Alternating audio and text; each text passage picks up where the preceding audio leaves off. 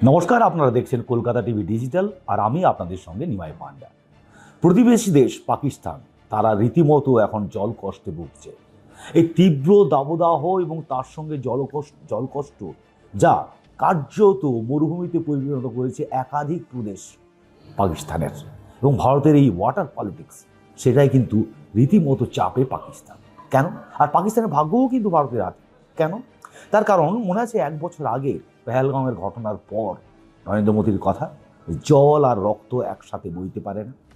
এবং কার্যত এই সিন্ধু, চেনাব, ঝিলাম এই সমস্ত নদীর যে জল ভারত থেকে এই জল চলে যেত পাকিস্তানে, সেটাতে বিভিন্ন বাঁধগুলিতে বা জলবিদ্যুৎ উৎপাদন কেন্দ্রগুলি থেকে জল আর ছাড়ছেই না ভারত তারপর থেকে। আর তার ফলে সিন্ধু প্রদেশ, পাকিস্তানের সিন্ধু এবং পাঞ্জাব প্রদেশে কার্যত মরুভূমিতে পরিণত হয়েছে।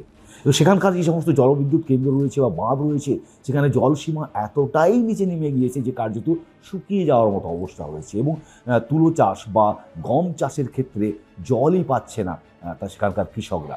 এবং সব মিলিয়ে একে জল কষ্ট, তার পাশাপাশি হচ্ছে যে কৃষিকাজ বন্ধ হয়ে যাওয়া, এবং তার পাশাপাশি এই যে বিদ্যুৎ কেন্দ্রগুলি রয়েছে পাকিস্তানের, তাতে বিদ্যুৎ উৎপাদনও বন্ধ হয়ে গেছে। ফলে বিদ্যুৎ কষ্টও শুরু হয়েছে, বিদ্যুতে ঘাটতিও পড়তে শুরু করেছে।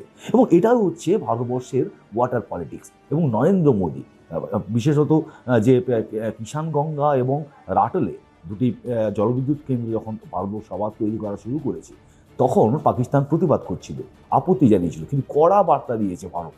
এবং সম্প্রতি দিল্লিতে একটি বৈঠকে একেবারে নরেন্দ্র মোদী পরিষ্কার করে দিয়েছেন যে 1960 সালের যে জল চুক্তি পাকিস্তানের সঙ্গে, তার আমূল পরিবর্তন করতে হবে, আমূল পরিবর্তন চান। এবং এর জন্য কড়া নোটিশও পাকিস্তানে পাঠিয়েছে বিদেশ মন্ত্রক। এবং সব মিলিয়ে ভারতের এই ওয়াটার পলিটিক্স, অর্থাৎ একসঙ্গে জঙ্গিদের তাদেরকে মদদ দেওয়া পাকিস্তানের, আবার ভারত থেকে জল নেবে, তাদের ওখানে জঙ্গিরা ট্রেনিং নিয়ে ভারতে এসে নাশকতামূলক ঘটনা ঘটাবে, এটা একসাথে হতে পারে না।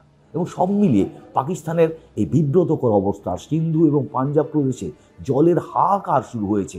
আর ভারতের এই ওয়াটার পলিটিক্সে কার্যত রাশ নিয়ে ভারত হাতে নিয়ে এখন পাকিস্তানের ভাগ্য ভারতই নির্ধারণ করছে। ফলে সব মিলিয়ে ভারত এখনই আপাতত সিন্ধু, চেনাব বা ঝিলামের জল পাকিস্তানকে দিতে নারাজ। আরও খবর জানতে চোখ রাখুন কলকাতা টিভি ডিজিটালে, রাত দিন 7 দিন।